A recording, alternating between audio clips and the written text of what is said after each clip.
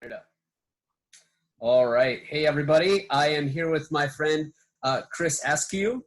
He is the founder of Tilt Marketing and host of TAG, Sales and Marketing Podcast. Did I add enough enthusiasm with that exclamation point? Absolutely, man. Exclamation point is part of the logo, Mark. We're good. Yep, that's great. You gotta exclaim when you see it. Yes. Controversial hot take here. I think a single paragraph of copy should have a minimum of 4 exclamation points. Okay. Sure. I was writing a lot of emails today. Let's put it that way. Yeah, I was writing some ad copy, and sounds like those were like angry emails too, like exclamation. Mm-hmm. Yeah. Oh, they absolutely were. Yeah, just full of rage on the higher end scene. Well, thanks for joining. I appreciate you taking the time to talk to my marketing and design students. Yeah, no problem. And I know you'll have a lot of really great information to share with them. But the first thing that I want to know is, how in the hell did you get your start in the marketing and design industry? So, this is going to be a funny story. Like way back in the day, like I was actually a youth pastor at a church. And that's actually what I went to college for originally. Oh, okay. One of the most influential books that I read at the time was Church Marketing Sucks, which was by a design firm down in like Texas, I think, that specialized in church branding, church marketing, church design. And it was after that I started getting into it. Like I was literally part of churchmarketingsucks.com, and I was one of their posters on Flickr. Like I was pretty popular with like the Flickr group on there. Like early on, like we had a whole huge like community group of all the different like graphic designers that were in mega churches and whatnot. And then I eventually said, you know what, like long story short, a whole lot of bull crap happened at church and I was out. So then I was like, listen, like I'm going to go find a different degree. And I went to YSU for advertising. Well, actually graphic design. And YSU's design program back then sucked balls. Mm-hmm. Like it just sucked, dude.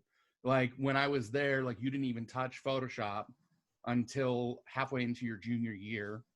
And it was all like 2D design. It was all like, dude, you had to have so many like, actual drawing classes. Like there was one whole thing where they wanted you to take a whole damn class on how to make rubber, like stamps with potatoes and stupid crap like that. Here I am thinking like, this is pointless. So I switched over to advertising and I flipped my degree over to business. Now I started doing graphic design. And then I realized, dude, it's just super cutthroat. Pay wasn't that good. You know what I mean? Like it's tight, especially in the Youngstown area. This area sucks for that. So I switched over to web design and I actually taught myself everything off of lynda.com. And I ended up dropping out of YSU because like they just weren't teaching me at the clip that I can teach myself. Right. So I said, screw it. I'm not, paying for my degree anymore. And I can teach myself far more than what you're teaching me right now. And, especially considering you don't even touch a computer to your senior year. Right. So like I kind of looked at it as an opportunity to, go into freelance and start my business early on. And that's what I did. Like I purchased my first wide format printer when I was like 21. I had a 6-foot printer in my living room. You know what I mean? I was farming out banners to every local business, designing that, but then also, designing a whole bunch of web pages, landing pages, etc. So that's kind of how I started forever ago. Well, at the risk of putting an age on you, what year did you drop out? Oh, God. I want to say this was 2003. Okay. 2003. It was a while ago, man. Like I've been doing it for a couple decades. Oh, absolutely. Hey, absolutely. I mean, I've been designing since I was 11. Yeah, it might have even been like 2000 and like 2001. Like I don't know. It was a while ago, dude. So the reason I ask is because I appreciate the legacy you have there, that legacy history of design and marketing leading into what we're experiencing now, because in the entire span of your career, you've seen such profound and incredible transformations, not only in marketing and communications, but design and the technology that supports all of that. Yeah, like I remember like one of my first projects was for a large florist in Canfield. Mhm. They're no longer in business. I think they sold out, something new. But then my first thing that I did for them was like a Flash-based website where they wanted all the animation. Yeah. So it was all based on Flash, and then all of a sudden, like, hey, we realized Flash was garbage and was crashing websites left and right. So Yeah. after that, I had to learn like HTML5 animation. But yeah, dude, I was way back when, Flash was still a thing, and every business owner in America wanted some stupid animation because it was cool. And Hmm. yeah, Yeah, man. I was freelancing around. I'd say so. I graduated with my associate degree in 2004, and then from '04 to like '07, like it was just all Flash websites for me, yeah. and I was actually taking on freelance clients that already had Flash websites. They couldn't figure out how to manage them, which the technology that Flash was great in certain contexts, but it was never great for client delivery ever. Well, what's really funny is I remember very specifically having a few conversations with business owners saying, you do not want a landing page on your website. Just go to the website. Don't click this to enter, like don't Sure. try to Yeah. figure out this. And that was like a big thing back then. Are you interested in X or Y? And then it would like funnel Right. you to whatever different part of the website they were on. But I think one of the mistakes I made early on was not being self-confident enough with my responses, because like I remember just getting owned by owners who just were like, we're paying, this is how we want it, blah blah blah. Hmm. Whereas now, like, I'll sit down an owner and look at them and say, I'll tell them that is a bad idea and Right. this is why I do not recommend doing this. And Hmm. if they get adamant, I'll tell them now, my agency isn't the right agency for you then. Yep. You know what I mean? Because like if you're not going to follow my instruction in what we know, then I'm not going to work with you, because like I want to work on projects that I'm excited about, not that I feel Hmm. pigeonholed into.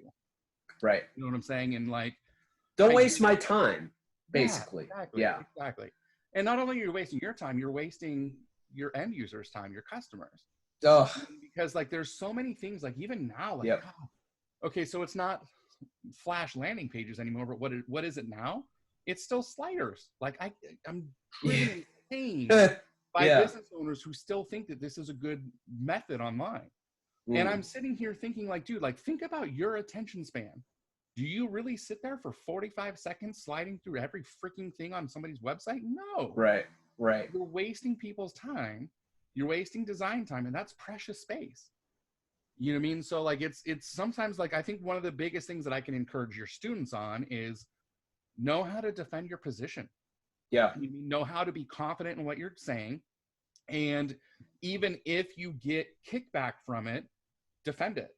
Because like Absolutely. in reality, like it's better in the long run for that business to make the steps for the customer as easy as possible than it is to satiate the business owner's ego. Hmm. Yeah. Thank you so much for saying that, because, one of the conversations I have with my students is the low-hanging fruit types of clients. When they graduate, they're going to be facing an uncertain economy where they may decide like, well, in order to keep up my skills and to maintain some kind of professional continuation of the work that I'm doing to build a career for myself, I might have to freelance. And that's all well and good, Yeah. right? Except when you're starting a freelance practice or when you're starting a company, sometimes you have to take on the low-hanging fruit. Yeah. And those are the types of clients that want something for nothing, have unrealistic expectations. What's the phrase? I want the world on a shoestring budget with a deadline of yesterday. Yeah. And I've noticed that, and this is giving a lot of maybe too much benefit to these low-hanging fruit types of clients, but like I found that as the technology that we have access to makes our lives easier as practitioners, it also makes them the clients a bit more sophisticated, right? Yeah. So in the context of your example, you could be like, dude, if you don't want to take my advice, that's totally fine. Go on over to Wix.com or Weebly and build your site and be happy. Leave me alone. I got other things to do. And I don't necessarily want to say that like that's necessarily the, I'm not like a go F yourself like No, person, of course not. Yeah. but I'm going to stand up for what I believe in. Because Mhm. here's the deal, like if somebody hands you a shit pie, it doesn't mean you have to eat it. Right. You know what I'm saying? Like you have to be able to defend your position and let a business owner, you know, tell them, listen, like the advice I'm giving you, I'm educated for this. I've done it. I have experience with it. And I promise you, if you follow this advice, you're going to get more clientele. You're going to get more conversions. You're going to get more traffic on your site. So therefore, listen, please, I implore you. Yes. You know what I mean? You know, and eventually, like if they keep rebutting, that's when I have the conversation, because at that point, dude, we've all had disaster clients, man. You know what I mean? Like I had one guy, like I've fired clients before because I So had have one I. guy have a logo design that, you know, he literally wouldn't be happy with anything. And he kept like kicking, you know, change after change after change after change, to the point where I was like, I'm not accepting this anymore. And here the guy was having an affair on his wife. He was going through personal stuff. Yeah. And ended up getting fired from his business anyway. Like they let him go. You Wow. know what I mean? So, you know what I mean? Like there were other issues at play that I didn't learn about until later. You know what I'm saying? So like, I don't know, like I know that was probably the biggest lesson that I had to learn for myself personally, was to understand the value that you do bring to the table. Don't undercut yourself, and don't be concerned with the race to the bottom mentality. Yes, I understand freelance is cutthroat, but on the same hand, you know, if you're competing on price alone, all you're doing is commoditizing what you bring to the table. Right. And you're going to set yourself up for years of failure if all you do is compete on price. I encourage people all the time, compete on value, first of all. You know, if somebody, you know, if you're trying to book a freelance gig, instead of throwing in, oh, I'll do this, I'll do this, I'll do this, I'll do this, and I'll do this for that price, you know what I mean? Like instead of undercutting that, like add value to what you're doing. Like, you know what I mean? Like don't, I don't know, like take yourself seriously and be confident in what you bring to the table. And I promise you things will go good for you. And don't compromise. Yes. You know, I even think now, even if you're cutting your teeth on a freelance practice, you just graduate, still do not compromise. You know, don't be bullheaded, but like, you know, if you don't have a good beat on a client, and that's an instinct thing that you build over time, I mean, you know, don't do the work for them. You know, well, no one wants to be in an abusive relationship. Here's a good, for instance, just recently, I had quoted a website for a company, a manufacturing company, that needed 750 pages worth of content. Good Lord. All described, all of their products online, and photography taken for everything. I quoted this out, it was over a 6-figure project. So they ended up, you know, saying like, hey, like we found somebody in Spain to do this for $25,000.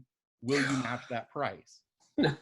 I don't know. No, I'm not going to do that because like as a business owner, if I have to hire in other freelancers to work with me on this, which I would have, because that's a gargantuan amount of writing. Massive. Foremost, it's massive. You mean like I'm not going to be able to afford to pay a decent freelancer to do a good job? Now, what's funny is they got their website back, and the person who did it in Spain didn't speak English as their primary language. And you can tell with all that writing, you know what I mean? So plus they also did not take any of the product that they were selling online, and they didn't write it to sell to people. They wrote it like engineers, like here's all the different specs on this item, instead of saying what that item does for people. You know what I mean? Like it wasn't marketing. It wasn't written with marketing in mind. It was written with, you know, features in mind, which doesn't sell. You know what I mean? So like, they could, yes, I would have been more expensive, but I promise you, after looking at the end result, like it's miserable, like it costs your company money. It costs you much more than they would have paid you. Exactly. So here they are. You know, this was probably 6 months ago, dude. Here they Wow. are, and granted, we're at the coronavirus, so some of it's probably that, but they just laid off a crap ton of people. Mm, And they, I have a friend that works at it, says they're down 40% in revenue. I'm over here like, dude, like at least you would have had a fighting chance right. had you invested the money early on. Right. So that's what I mean by giving sound business advice and standing by it. It costs me money to say no to that. Mm, But on the same hand, you have to look at what your time is worth. When you backward calculate out all the time, dude, I would have been making like $8 an hour. Like I could go to Taco Bell and make that money and right. not have the stress. Yes, exactly. Yes. Yeah. Yeah. So The correlation between your income and your stress, it's like there's some kind of proportional yes. aspect there. I mean, yeah, more money, more problems, right? Right. It works both as the person spending and as the person receiving the money.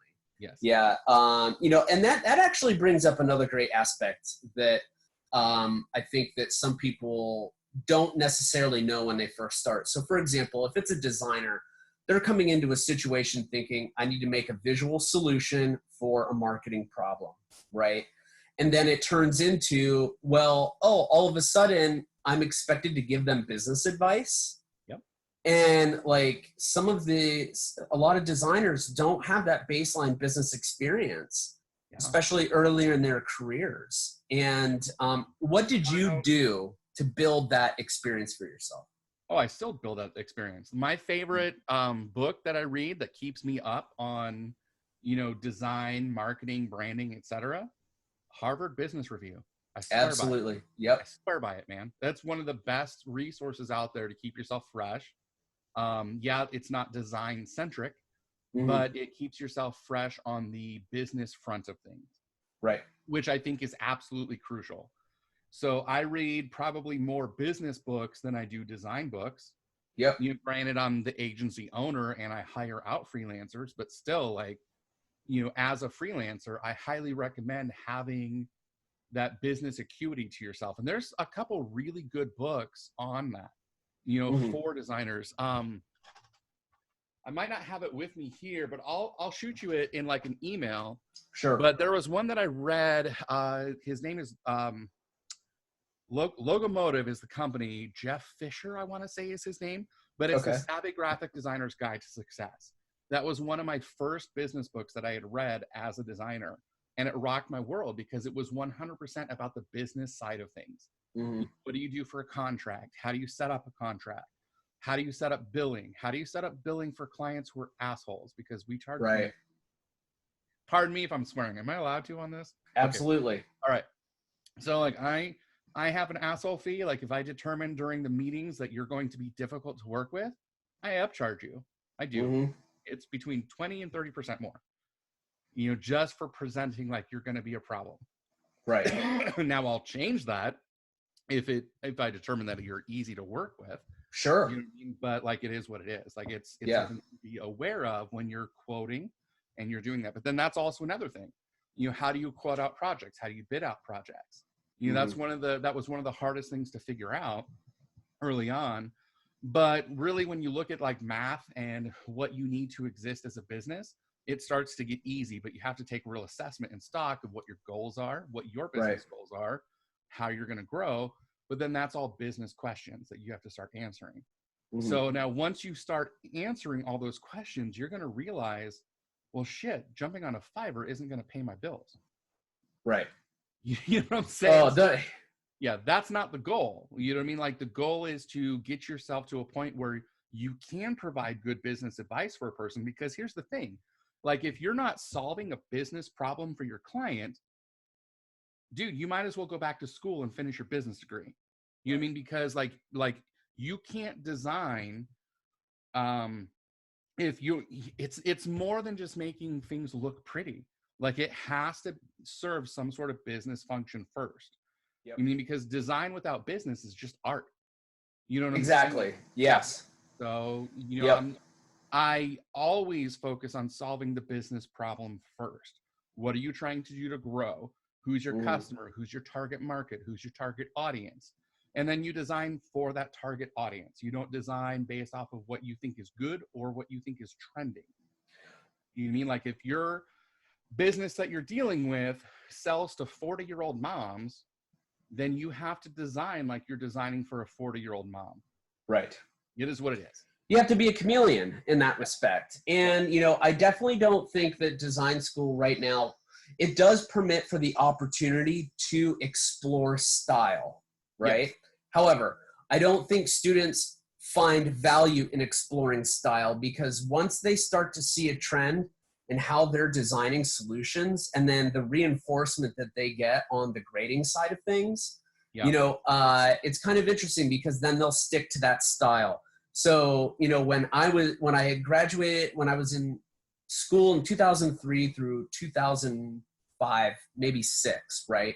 So the period of 3 years, what style was just huge and everywhere? Yeah. Grunge.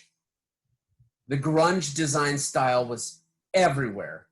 And it all of a sudden became, well, you know, oh, corporate client, they get a grunge piece. You know, it's like, you know, there was a part of the world that was designing for the audience, but in art school and design school, it was one style fits all. Yeah. And I had an issue with this, because not only did I find the grunge style very distracting and pointless, Yep. it was also laborious. And I blame actually a lot of the music industry for doing a deep dive into that style. Yeah. And if you know how it's built, it's all Photoshop work and brushes and overlays, texture overlays, all high resolution. You need to have a powerful computer to do it. And, you know, if you were exceptional at it, like, the results were great, but at a certain point, it just stopped and the bottom fell out.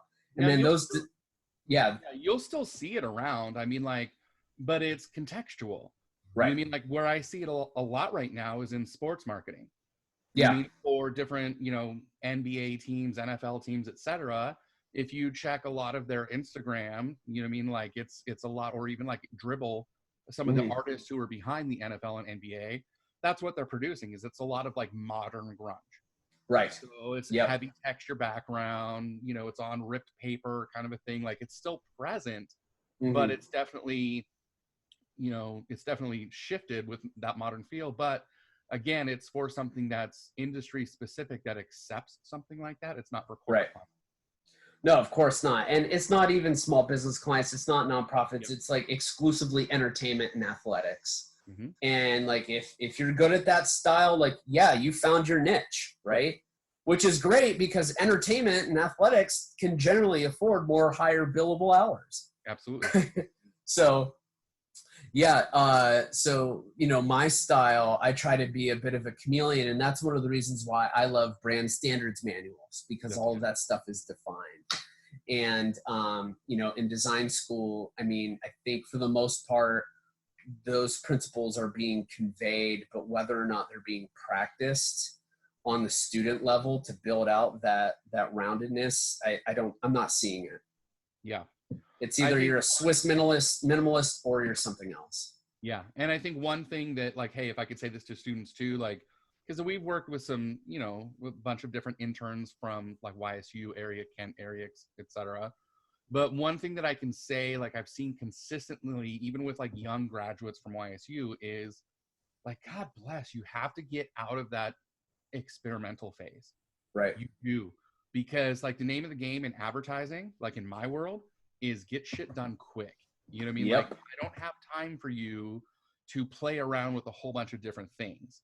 Like, it's gotta be, you know, fast paced. It has to be something that you make a decision, you go with it, and stop second guessing yourself.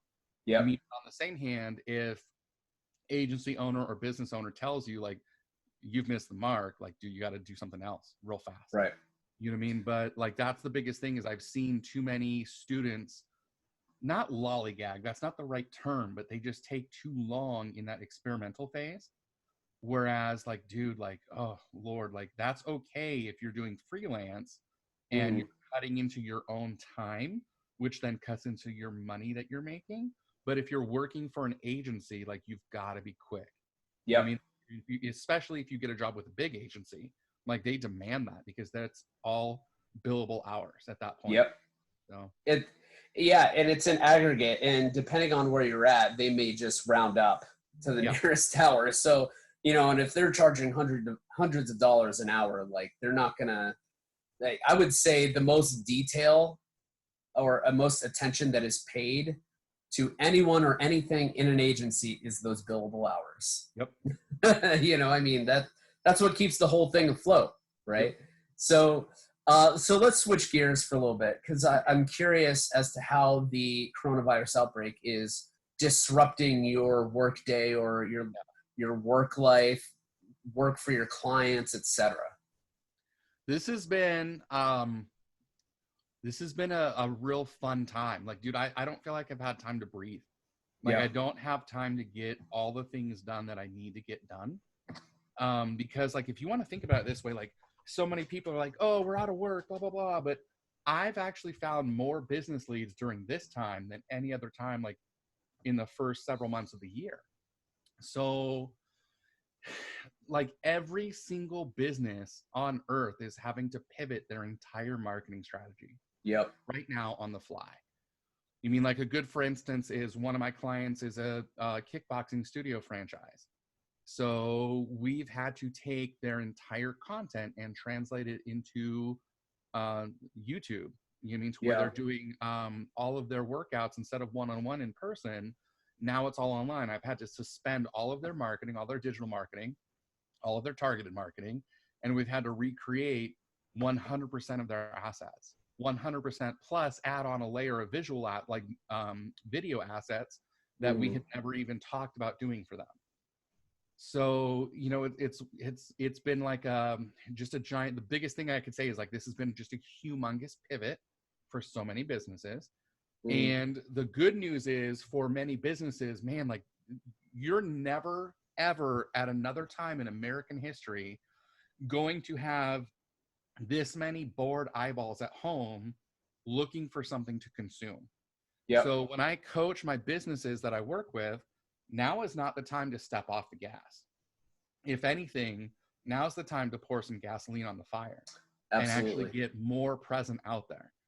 So that's why we've been busier. Like, I've actually been busier lately than not busy, because there's so much to be done. Now, granted, like, you can't hard sell. You know what I mean? Like, you have to have empathy during this time. But what you can do is you can provide sympathy, provide empathy in your posts themselves, provide your story of what you guys are going through and share that. You can try to provide any kind of solution that you can for people that are out there. And granted, like, there's some industries that are just hurt. You know, like, my wife runs several Subway stores in the area. So, like, that's different. You know what I mean? Like, restaurant, hotel chains, etc.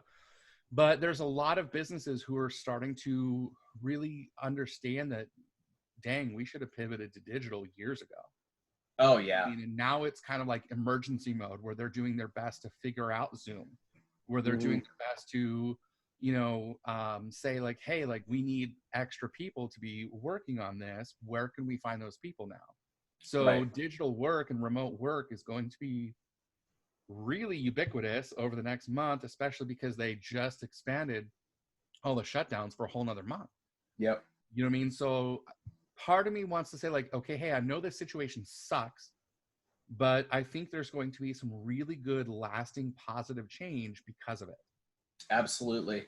Yeah, it's redefining the nature of work, the nature of types of work, how people work. You know, I think my job is completely remote. I mean, it's ironic.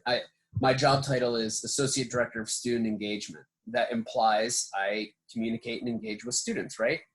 I could do it all online, actually. So it's just kind of interesting how it shakes out.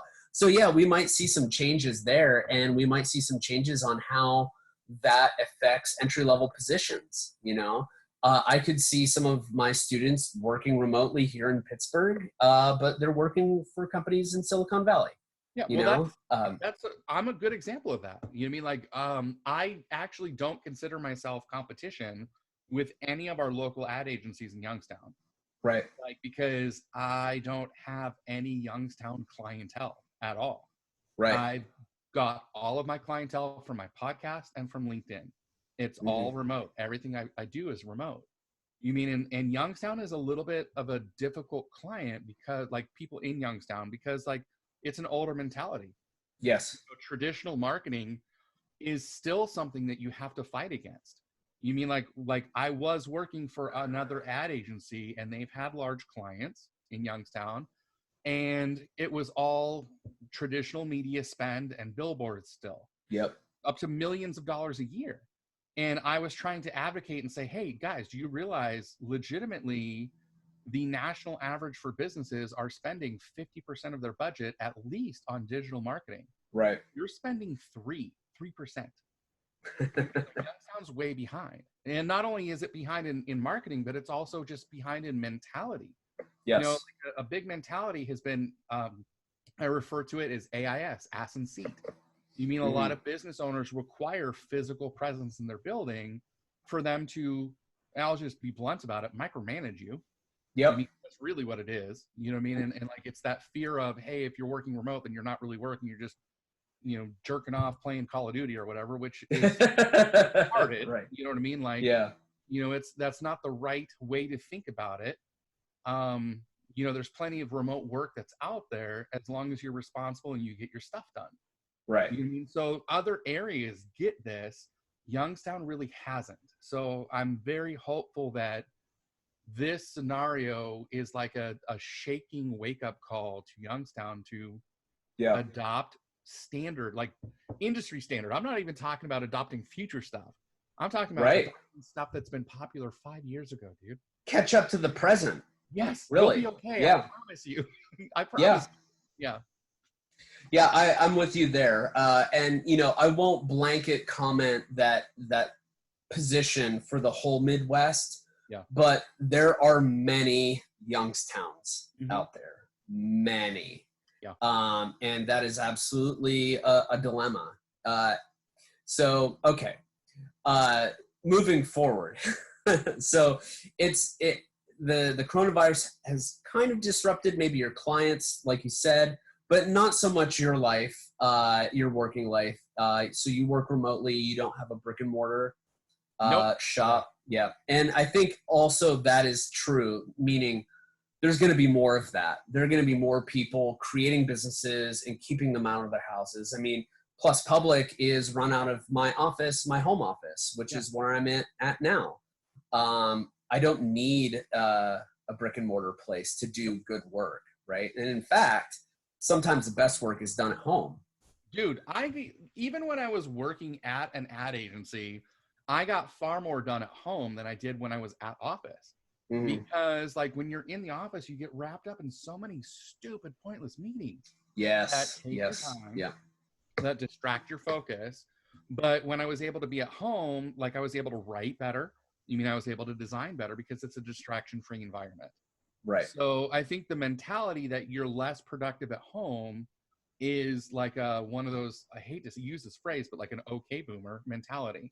Sure. You know what I mean? Like it's clearly an old way of thinking that I'm really hoping starts to fade away. And will honestly, like if all projections with coronavirus are on point, you know, this isn't the first time we're going to have a shelter in place. We're looking at probably having another one in the fall, maybe another one in the spring next year.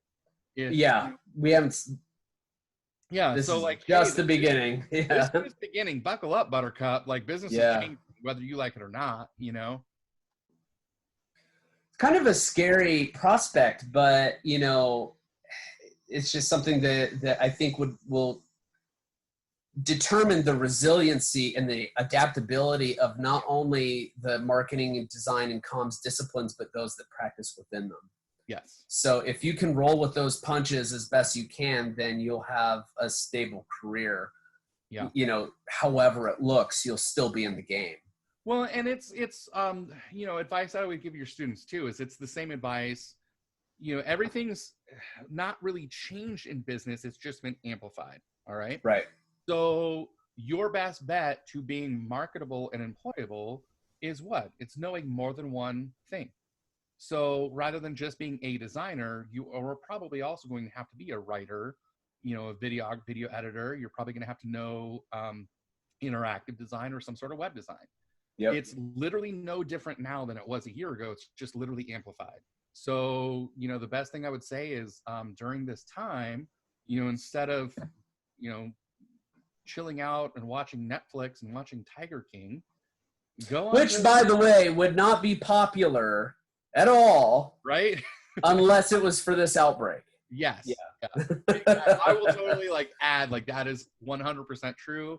Now, I'll also add I haven't watched an ounce of it because I'm busy during this time. I'm like I said, it's been the pivot where I don't even feel like I have time to breathe. You know what I mean? My kid goes to bed at night and I'm still working late at night just to get stuff done. Yeah. So, but I would just encourage you guys, during this time when there is downtime, make a decision to skill up. You know what I mean? Even if you're not learning at your university, there's LinkedIn Learning. That's not my official advice because, it can be. It can okay. Roll with it. It should. You're not the first person to say it. Yeah. In fact, I've recorded 20 of these, and they've all said it. Yeah. Good. So. Yep. So yeah. Well, we'll go ahead and stop there. But if my students are interested in learning more about you and Tilt and Tag, how can they learn more? How can they reach out to you, learn more about your firm and the podcast? Sure. So first of all, you could reach out to me on every social platform at This Is Askew is my screen name. I'm primarily on LinkedIn. That's where I have my largest following and I invest most of my time. I was before coronavirus, I was posting almost every day.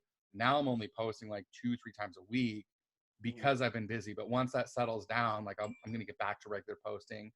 My agency is called Tilt. It's at createdbytilt.com.